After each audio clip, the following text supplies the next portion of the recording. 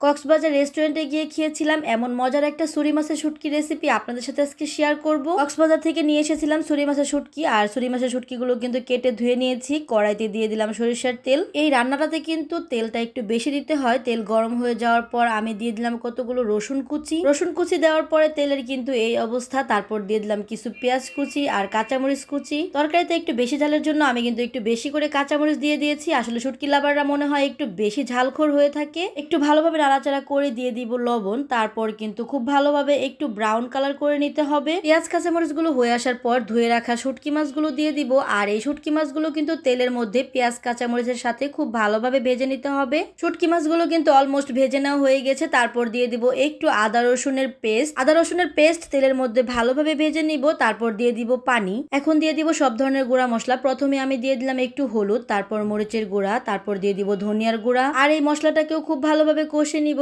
ভালোভাবে কষিয়ে নেওয়ার পর কিন্তু দিয়ে দিব বেগুন। এই রান্নাটা কিন্তু কক্সবাজার বা চিটাগাংয়ের মানুষরা কিন্তু শুধুমাত্র বেগুন দিয়ে করে থাকে, কোনো রকম আলু অ্যাড করা যাবে না। আলু অ্যাড করলে কিন্তু টেস্টটা ভিন্ন হয়ে যাবে। বেগুনগুলোকে অন্যান্য মশলার সাথে মিশিয়ে খুব ভালোভাবে কষিয়ে নিতে হবে একটু ধৈর্য সহকারে। এই রান্নাটা কিন্তু অনেক বেশি মজার। শুটকি লাভাররা অবশ্যই একবার হলেও ট্রাই করবেন। বেগুনগুলো কষিয়ে নেওয়ার এক পর্যায়ে দেখা যাবে বেগুনগুলো একটু ভাজা ভাজা হয়ে গিয়েছে, কারণ তেলটা একটু বেশি দেওয়া হয়েছিল। তখনই কিন্তু সামান্য পরিমাণে পানি দিতে হবে। তারপর ঢাকনা দিয়ে ঢেকে কিছুক্ষণ জাল করে নিতে হবে। এটাই কিন্তু আমার তরকারির ফাইনাল লুক।